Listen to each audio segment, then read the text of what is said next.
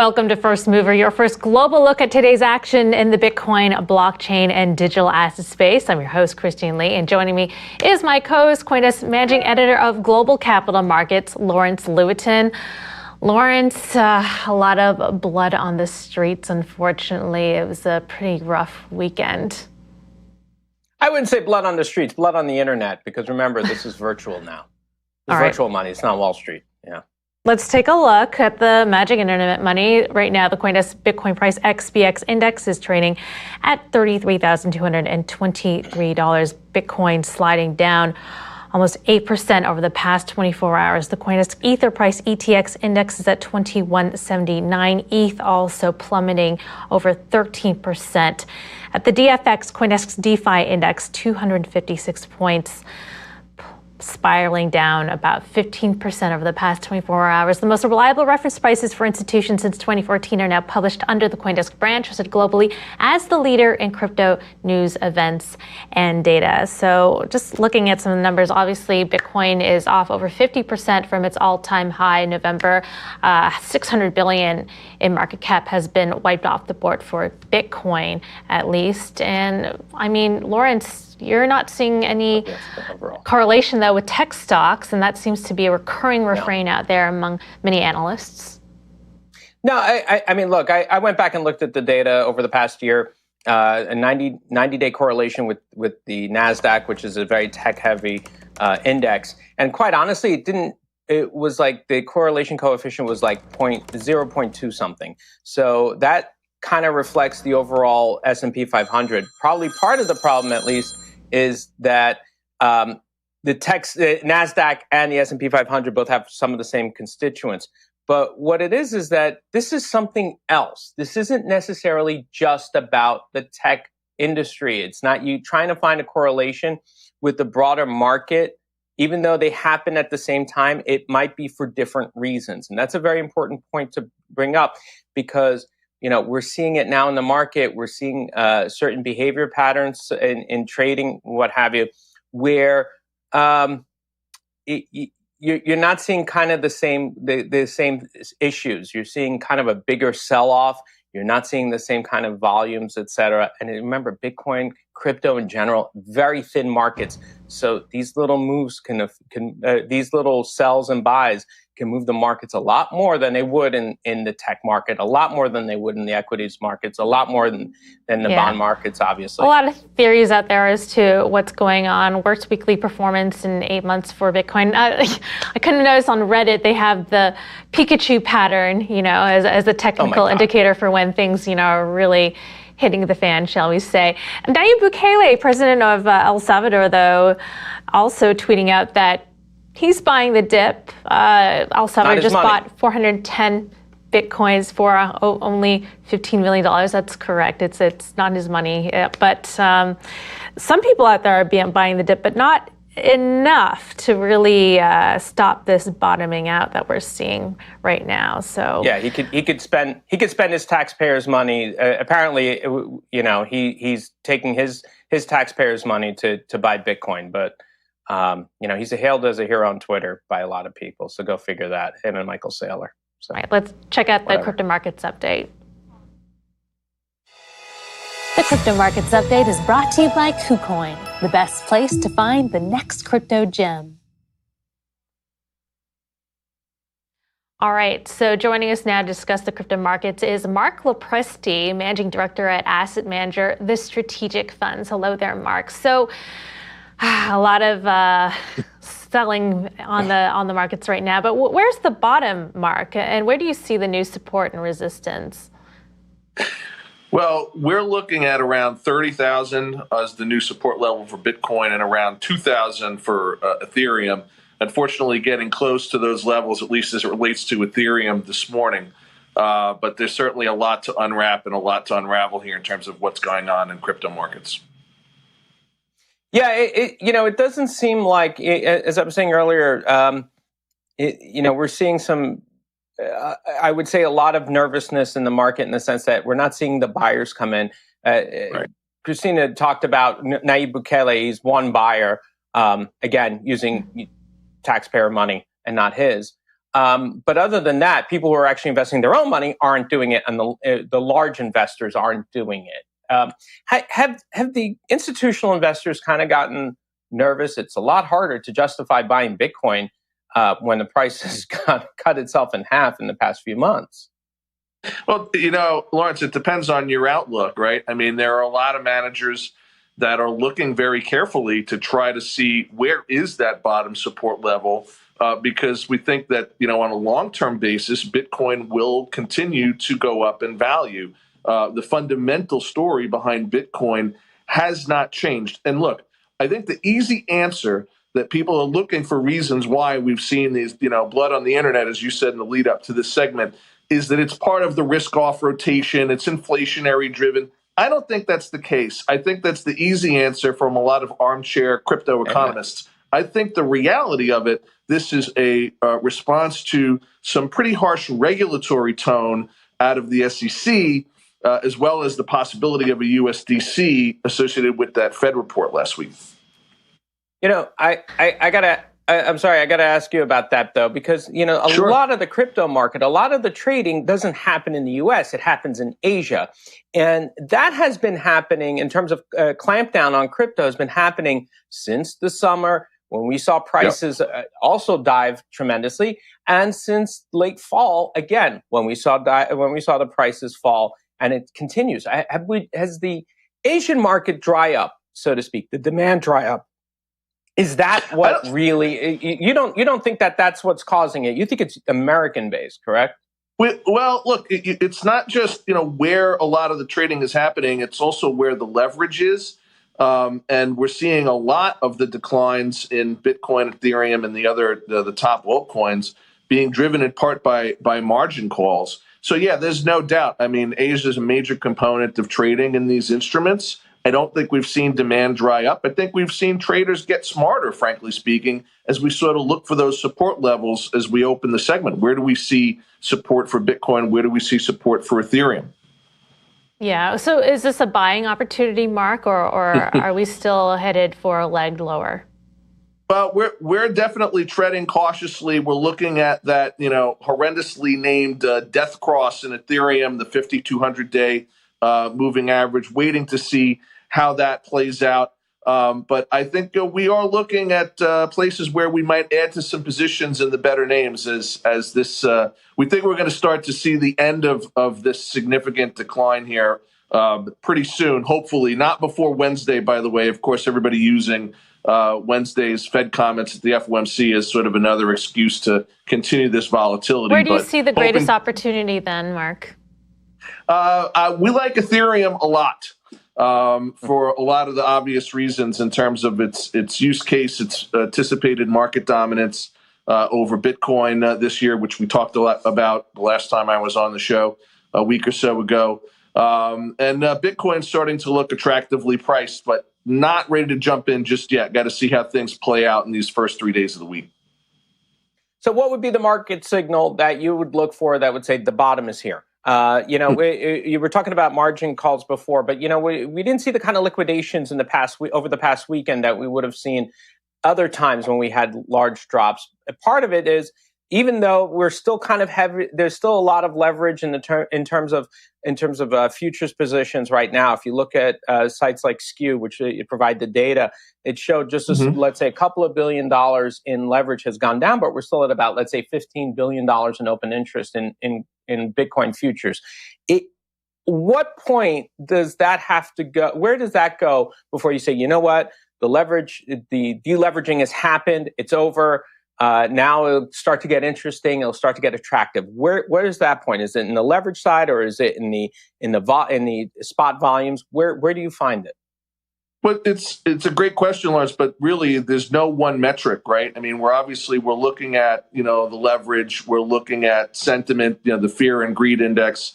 As you probably know, the needle is pinned firmly in the fear end of the dial these days. So there's really no one indicator that we look at to try to determine a bottom. And it's not so much as trying to call the specific bottom. A lot of people have lost a lot of money doing that in the equity markets over the years. It's trying to determine on a relative basis where we think it starts to become attractively priced. versus what we already have in the book. And Catch a falling knife, right? That's right. That is never a good thing. And I'm surprised that you don't think that this, has to do with the tapering, the more hawkish stance of central banks around the world, and has more to do with crypto regulation. Whereas I feel like some country in the world has tried to ban crypto for the past year or so. So right. I wonder what makes now any different. Yeah. Well, I asked that same question, and the answer is it doesn't have nothing to do with inflation and the Fed's increasingly hawkish tone. I just don't think that's the only answer, and it seems like a lot of pundits, that's sort of the go-to where people are grappling with an explanation as to why we're seeing these precipitous drops in the top names in crypto. So I think it's not just about that value rotation. I think it's also about regulation. And look, you're absolutely right. A country almost on a monthly or quarterly basis seems to ban crypto mining, crypto accounts, crypto trading. Obviously, Russia next up to bat. But every single time that happens, even though it really is sort of a snake, why did you bite me the type of a response, you do see these very significant and precipitous drops in the major names in crypto. So I think, if history tells us anything, we'll see that again, but then there'll be a recovery. Although, in all fairness, I mean, I need to point out that the situation in Russia was just their central bank proposing a ban, and not it's a long way away if their parliament, if the Duma were to pass that kind of a thing. So we got to clear that up there. It's a recommendation, and trying to recommend things to Putin publicly, we know how that goes. Well, but that's kind of the problem, isn't it, Lawrence? If he decides that this suddenly becomes something that's front of mind, or if it gives him a bargaining chip in everything that's going on geopolitically with the Ukraine, you could see that timeline advance. Yeah. We also have the Biden administration also coming out with an executive order on crypto policy, so we'll see where that lands. Marc, thank you so much for joining us. Appreciate you weighing in. That was the Strategic Funds Managing Partner, Marc Lopresti. Coming up, we'll be talking about that Biden administration executive order on crypto policy and more markets analysis with VC firm Nyca Partners. Hi, I'm Michael Casey, Chief Content Officer and co-host of Money Reimagined. You're watching CoinDesk TV.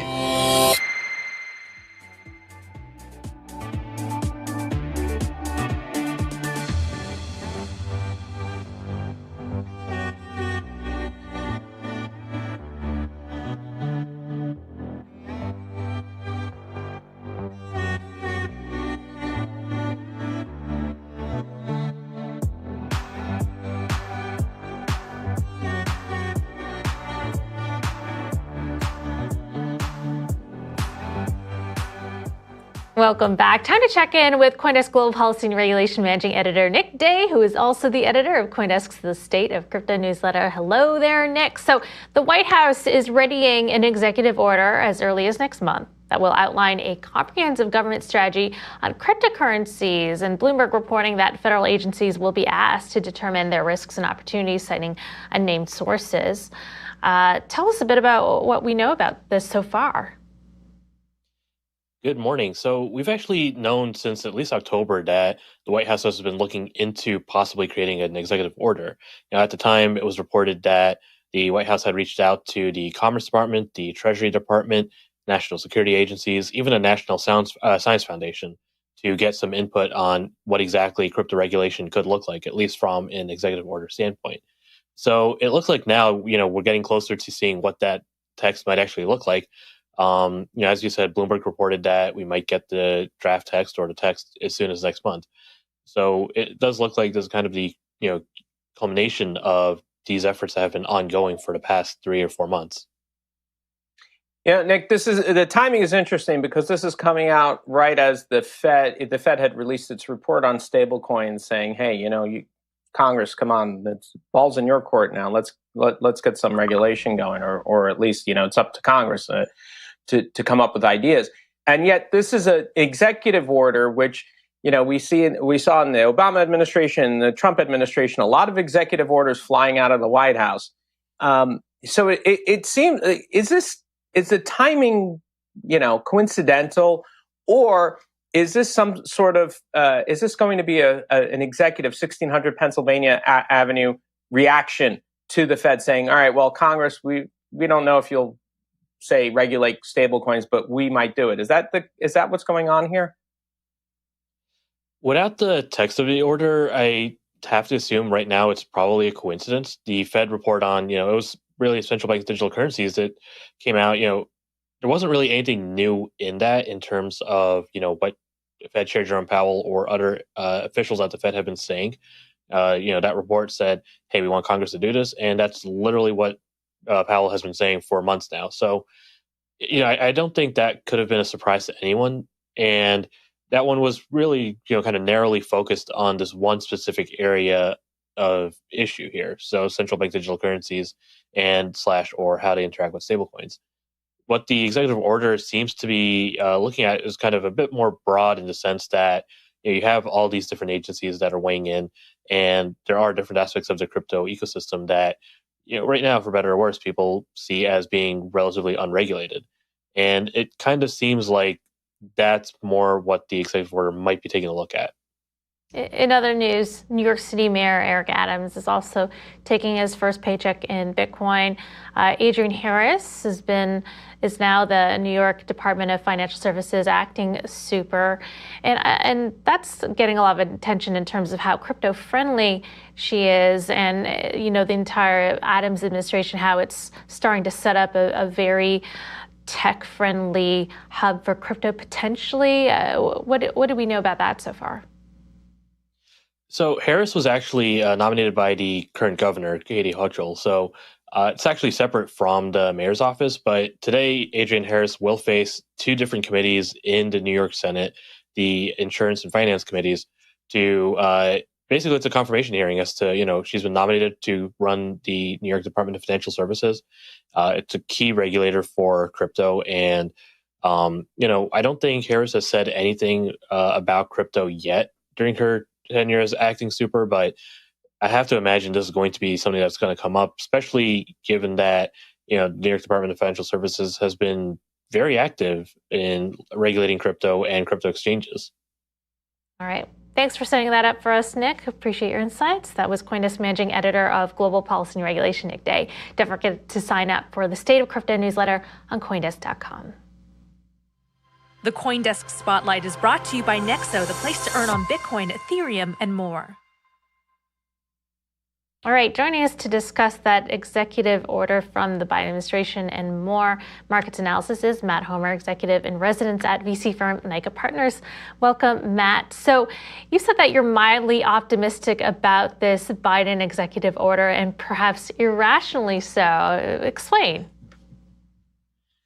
Well, good morning, Christine and Lawrence, and happy Monday. I think that it is. I'm mildly optimistic, as I said, for a couple of reasons. One is that I think that Washington is entering a period where we're saying turf battles between regulators, and we need a referee in the room to help moderate those conversations. So I think that's significant. And I think if you look at some of the reporting on the topic, I think that there are other reasons to be optimistic. So the reporting talked about a strategy. It talked about focusing not only on the risks, but on questions related to U.S. competitiveness. And I think that would be significant to see a strategy that is comprehensive and looks both at the opportunities and risks. I said I'm sort of irrationally optimistic because I think that you have to sort of be careful what you wish for. And as I've been writing about recently, I think the current system, as messy as it is, creates optionality and flexibility for the market. And if you have a more uniform system, it may lead to greater certainty. It may lead to greater efficiency. But if you're not happy with the result, then it may not be great for you. I see you've also been commenting a lot on New York City Mayor Eric Adams and his incoming administration. I wonder what your thoughts on what he could bring to the table in terms of can he make New York a viable crypto hub? That could potentially overshadow Miami and their enthusiasm for crypto eventually one day.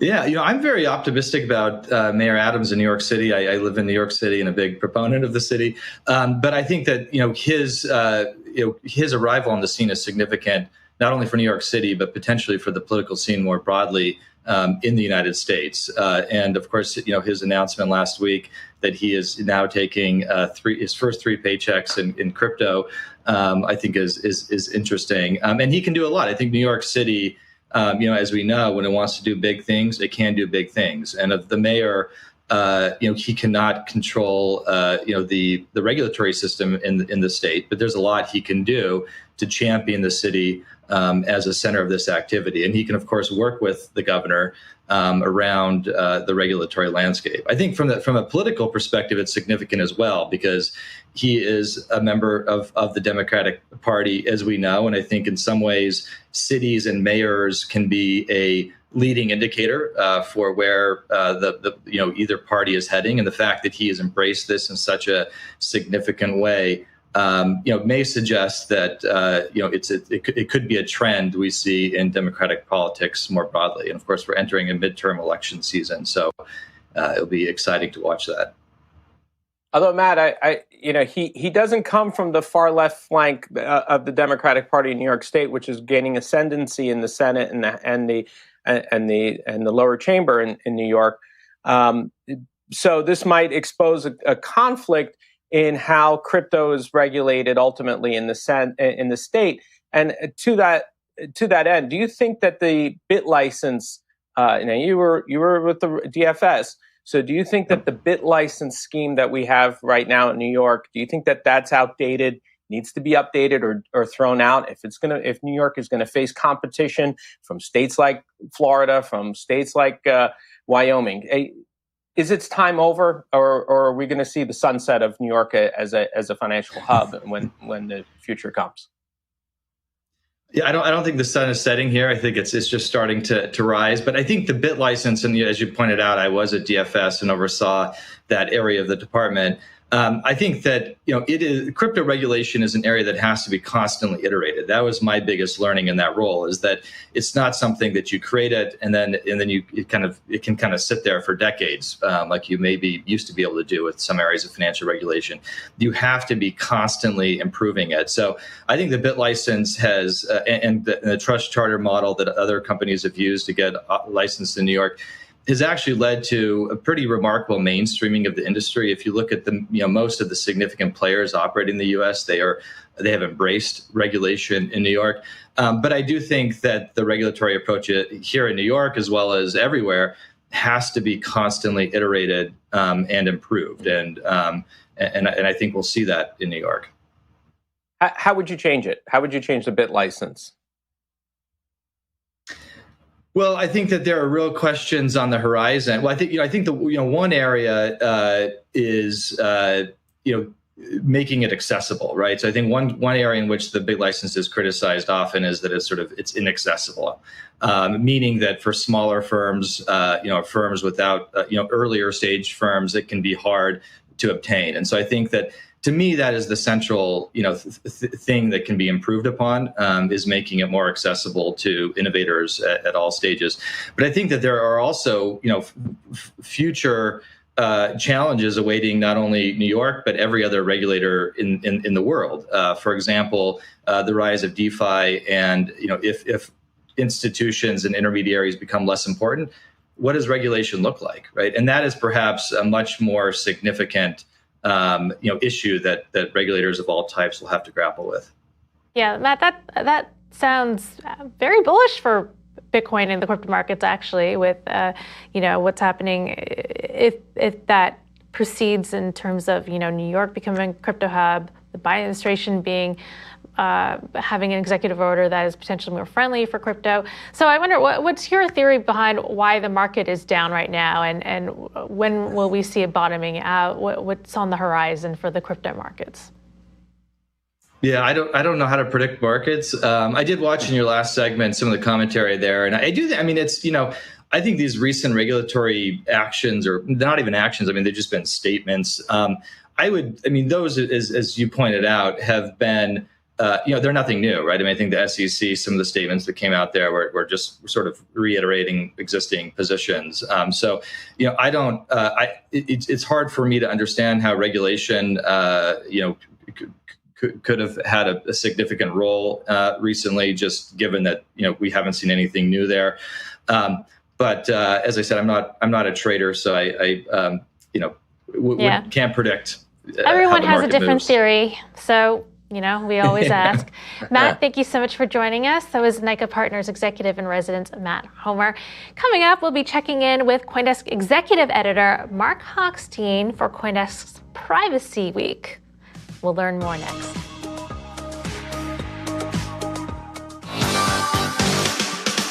Hi, I'm Christine Lee. Zach Seward. I'm Michael Casey. I'm Christy Harkin. I'm Isaiah Jackson. I'm Serena Lynn. Hey, this is Will Foxley. I'm Teresa Santos. Hi, I'm Lawrence Lewitinn. Hi, I'm Doreen Wayne. I'm Nikhilesh Day. Hi, I'm Kevin Worth. My name is Naomi Brockwell. I'm Jordan Muthra. Hi, I'm Galen Moore. Hi, I'm Brad Count. I'm Pete Paschal. Hi, I'm Jen Sanazzi. You're watching. And you are watching. And you're watching CoinDesk TV. Welcome back. It's Privacy Week at CoinDesk. All week long, CoinDesk will be publishing articles related to privacy issues ranging from corporate and government surveillance to sharing of personal information to privacy project challenges. Just joining us now to discuss is CoinDesk Executive Editor Marc Hochstein. Hello there, Marc. Thanks for joining us. So set the stage for us. What is Privacy Week? What can people expect? And what hot articles can people read right now? Thanks for having me on, Christine. Hi, good morning. So Privacy Week is a collection of articles that we are putting out this week, exploring the issue of privacy from various angles: regulatory, technological, cultural. It's very much a core subject for crypto. After all, Bitcoin came out of the cypherpunk movement. Crypto shares with cryptography the prefix crypto, which means hidden or secret. Cryptocurrency was supposed to be a way to give people privacy online. Has it actually worked out that way? So there's a lot of challenges that the industry faces, and there's a lot of challenges that society faces in trying to take back our digital privacy. Marc, down those lines, Bitcoin is said to be anonymous, private, but is it truly private? For most people, no, it is not. I mean, in one sense, it's private in the sense that anyone can download the software. The public ledger does not show the names of the people behind the transactions. It just shows these random seeming strings of letters and numbers. But there is a public ledger. There is a public record of every time value was transferred from A to B. And a second dimension to that is, most people are not acquiring Bitcoin by mining it. Mining is just a very expensive business to get into. I think it's safe to say most people are not acquiring Bitcoin by accepting it for goods and services. So the way most people get Bitcoin or other cryptocurrencies is through an exchange. And increasingly, exchanges are regulated. They have compliance requirements. And those compliance requirements, like it or not, require identifying oneself and providing a lot of personal information that is being trusted to yet another third party. So it's kind of a cruel irony that on the one hand, you have this public ledger that sleuths can analyze and do clustering analysis and figure out associations between wallets. And then at the on-ramps, you have basically, you're getting, you're doxing yourself. I wonder, Marc, do people, though, either in crypto or outside of crypto, care about their privacy? Because, increasingly we've seen that people are willing to sacrifice their privacy for convenience if it's easier to access applications or exchanges or whatnot. That's a great question. So there's a couple dimensions to this. On one level, I think privacy is one of those things that many people don't value until the moment it's gone. Then it becomes the most important thing in the world. So yes, some people are apathetic about privacy, but I think a lot of people are simply resigned. I think, there's a great quote from Chelsea Manning in the article that we just posted on CoinDesk, where she says, people have had it culturally beaten out of them that they're just going to have to, have all their online activities tracked and their data collected. So it's for a lot of people, I think it's more resignation than apathy. Mark, is this generational? I mean, we look at the younger kids and they're on the TikToks and those doodads, whatever apps that they like to use now, those kids. But TikTok, for instance, is just a giant data collection vehicle. Yep. God knows, I'm guessing it goes to China, but it just collects a lot of data, and yet the kids love it. And is it because they just don't care? I mean, in the same way that the boomers and the Gen Xers care. Well, that's possible, but I think they will care. So, I think the operative word here is kids. So I don't think it's necessarily that these younger generations will always be indifferent to their privacy. I think it's, when you're young, you don't think, younger people. I mean, not all. I mean, some young people probably do care about their privacy, but others. I think we've already seen over the last 10 years, a lot of people have shared things online that they have freely that they have come to regret, and so I think it's got to do more with maturity than any sort of secular generational thing. So, Mark, how many pieces do we have coming out, and which ones were your favorite? So favorites. We'll be publishing at least favorites. So we'll be publishing at least 5 articles a day in this series. So far, there's a great story up by Anna Baydakova about buying Bitcoin anonymously, which you can still do. It's just it's a bit of a hassle. It's involves things like meeting people face to face in your city or using peer-to-peer exchanges. So it's definitely not convenient. But for people who are concerned about their privacy, not all of whom are criminals, it is an option that still exists. Who knows for how long? So that's a great piece. There will be a piece coming out later in the week by George Kaludis and Teddy Oosterbaan about mixers. They took a look at the data. So mixing services are these online services that basically, if you want to obscure or obfuscate the trail of your transactions for whatever reason, not always criminal. It's sort of all the money goes into a big pot, and then it comes out on the other end. So it's hard to tell, who sent what to whom. And they looked at the data, and they take a hard look at how much uptake there really is on these services. So that's a fascinating piece as well. This is fascinating. All right, good way to learn about crypto. Thank you so much, Mark, for joining us. That was CoinDesk Executive Editor Marc Hochstein. Let's check in with Crypto Twitter for our tweet of the day. This one is from Snoop Dogg with some trading advice. Buy low, stay high. His motto in life. Oh, boy. That's it for First Mover. Yeah. Thank you, Lawrence. I'm your host, Christine Lee. And in the meantime, check out The Hash at noon Eastern and All About Bitcoin at 3 o'clock. You're watching CoinDesk TV. Next up, stay tuned for the daily forecast with Angie Loud to see what's happening in the Asia crypto markets.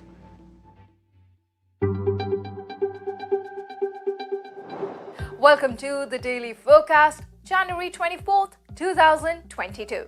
I'm Megha Chadha of Forecast News, covering all things blockchain. Crypto's poor start to the year got even worse over the weekend, with the total market cap falling by as much as 24%. We'll take a look at the market action and a whole lot more coming right up. Let's get you up to speed from Asia to the world. Let's kick off with some of the top stories out of Asia today. First up, in a sign of how mainstream crypto is becoming, South Korea's Statistics Bureau, or KOSTAT, is to include virtual assets in its annual survey of household finances. 20,000 sample households will be asked to reveal the total amount of crypto they hold as a part of the survey, which is carried out to understand the general economic living standards in Korea. However, CoStat says the results will not be revealed publicly as the country has not yet determined whether crypto is a financial asset. And interest in crypto is booming in Korea, with the country's largest crypto exchange Upbit seeing a 6-fold increase in its number of users over the course of 2021. And over in China, ECNY plans are heating up with the digital currency arm of the central bank recruiting. Around 70% of the 132 positions on offer are technical, including mobile application architects, development engineers, and technical managers. The ECNY, which is touted as the most advanced digital currency to be launched by a major economy, has already been piloted in 10 cities, with the fast approaching Winter Olympics seen as a potential showcase. Now, more cities are expected to join pilots in the coming year after the digital yuan's historical transaction volume reached almost 88 billion yuan, or around $11.2 billion in 2021.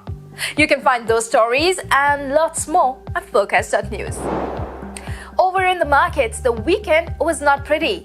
However, the total market cap had recovered slightly by Monday morning Asia time to sit at $1.6 trillion. Forecast News' Lachlan Keller has more. Market leader Bitcoin plunged more than 20%, hitting a low of $34,349, but was trading back at just over the $35,000 mark Monday morning Asia time.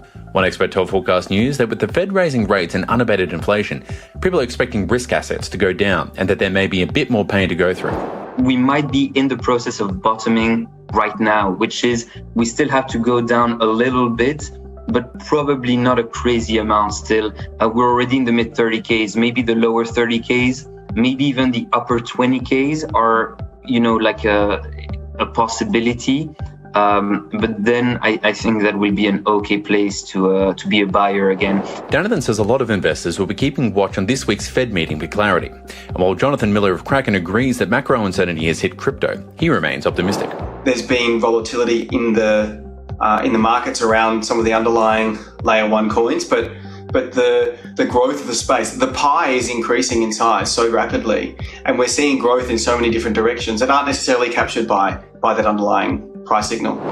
Miller says that includes an explosion in the total value locked into DeFi, and though the hype over NFT profile pics might fade, he sees huge potential in the space. The principle of using crypto to create novel ways of doing business on the internet and better ways of doing business on the internet means that the space will continue to grow, and really excited about NFTs in 2022. For Forecast News, I'm Lachlan Keller.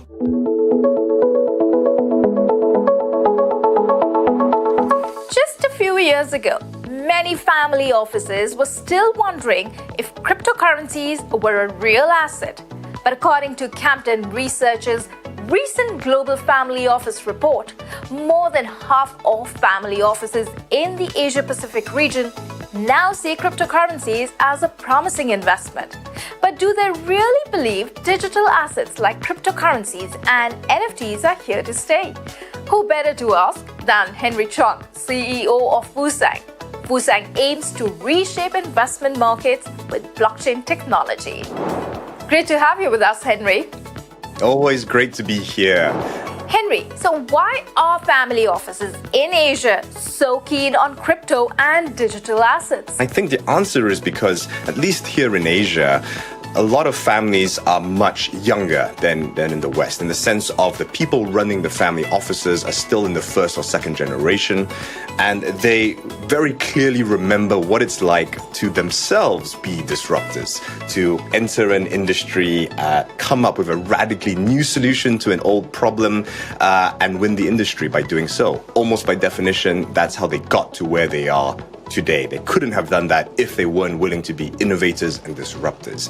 And so I think when they look at a technology like blockchain, when they start to explore things like security tokens, they see the same patterns starting to emerge, and that's why they've jumped into this entire industry.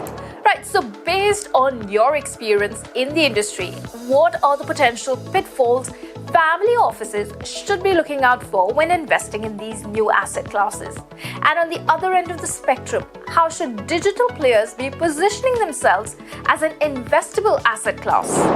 I would counsel family offices to think about when they look at the digital asset space, to think from their own experience, to say, well, again, a lot of them own and operate businesses. What are the challenges that you actually see in your businesses, and how might you use emerging technologies and business models to try and solve that? It's very tempting, of course, to enter a market and just purely speculate, and plenty of people obviously do in the cryptocurrency markets.